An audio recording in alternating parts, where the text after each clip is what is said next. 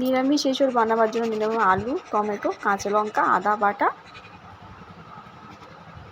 দইয়ের ম্যারিনেট করার জন্য 5 রকম মশলা দিয়ে দইটাকে ম্যারিনেট করে রেখেছি।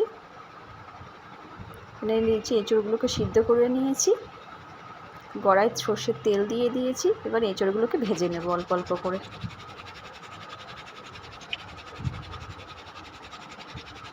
দেখুন নুন দিয়ে দিচ্ছি স্বাদ অনুসারে। এঁচোড়গুলোকে সামান্য আঁচে ভেজে নেব আস্তে আস্তে করে।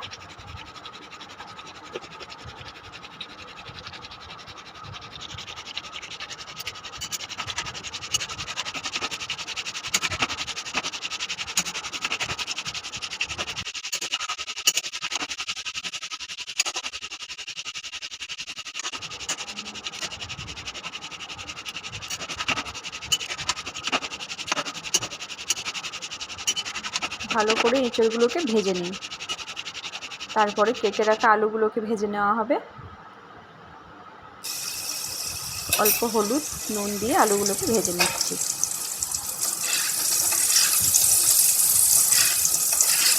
ম্যারিনেট করা টক দইকে এঁচোড়ে মাখিয়ে নেব। এঁচোড়টাকে ভেজে রেখে দিয়েছি। ভাজা এঁচোড়ের মধ্যে ম্যারিনেট করা টক দইকে অবশ্যই মাখিয়ে নেবেন, ম্যারিনেট করে নেবেন। আলুটা কিছুক্ষণ সিদ্ধ হতে দিলাম লো ফ্লেমে। দেখুন আলুগুলো ভালো করে ভাজা হয়ে গেছে। এবার আলুগুলো তুলে নেব।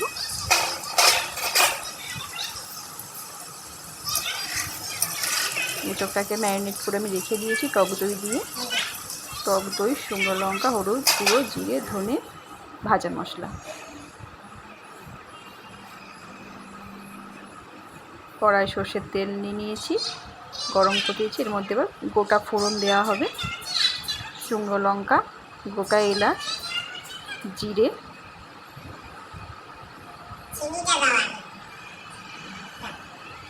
গোটা গরম মশলা, শুকনো লঙ্কা, জিরে দিয়ে ফোড়ন দিয়ে দেবো।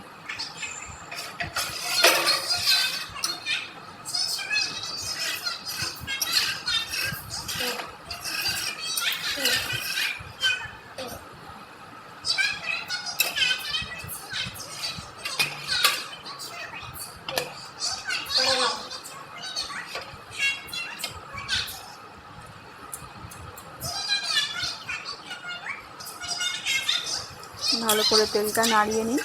নিয়ে কেটে রাখা টমেটো, আদা বাটাগুলো দিয়ে, আদা বাটাটা প্রথমে দিয়ে ভেজে নিলাম। এরপরে টমেটোর পেস্টটা দিয়ে দেবো।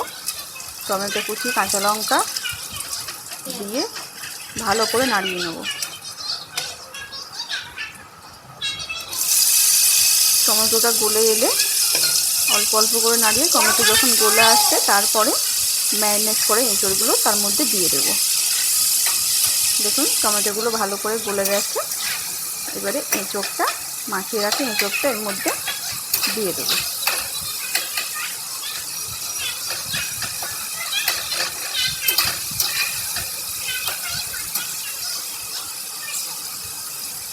নুনটা অবশ্যই আপনারা আপনাদের স্বাদ অনুসারে দেবেন।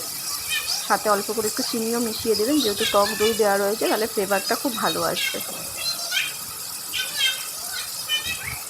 উপকরণগুলো যে যার পরিমাণ মতো দেবেন। আমার এখানে 500 এঁচোড় নেওয়া রয়েছে, সেই হিসাবে আমি টক দই দিয়েছি। আপনারা আপনাদের মতো হিসাব করে দেবেন।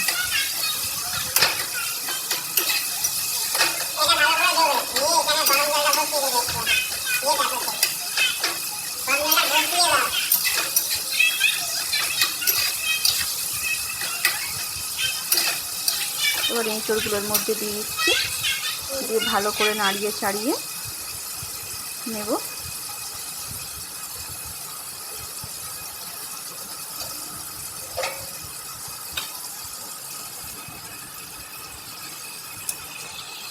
দেখুন রঙটা খুব সুন্দর এসছে।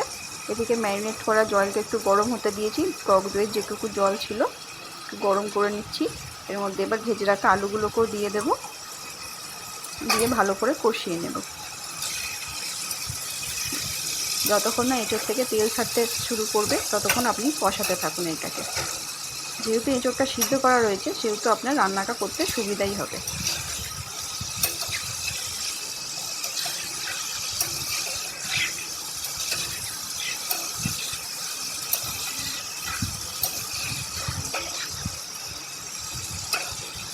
ভালো করে এবার একটু নাড়িয়ে নিই, আলুটা দিয়ে ভালো করে কষিয়ে নিই।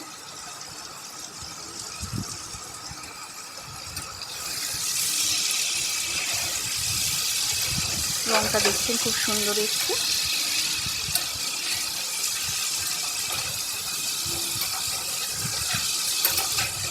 আসলে আমার বাড়িতে ভিডিও করার কেউ নেই, আমাকে একাই ফোন ধরতে হয়, একাই ভিডিও করতে হয়, তাই জন্যই একটু এরকম ক্যামেরা ব্যাকা হয়ে যাচ্ছে।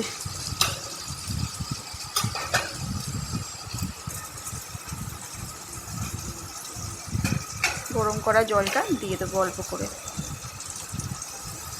দিয়ে আর একটু নাড়াচাড়া করে নেবো।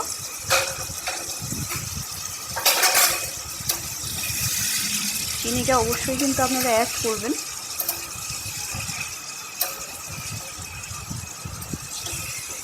যেহেতু আমি ম্যারিনেটের সময়তেই চিনিটা দিয়ে দিয়েছিলাম।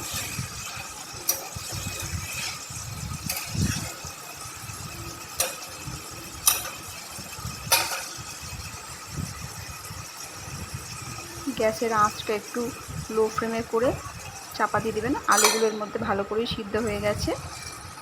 দেখুন, সামান্য একটু ঘি, আমি এখানে ঝর্ণা ঘি ইউজ করেছি, আপনারা চাইলে অন্য ব্র্যান্ডেরও করতে পারেন।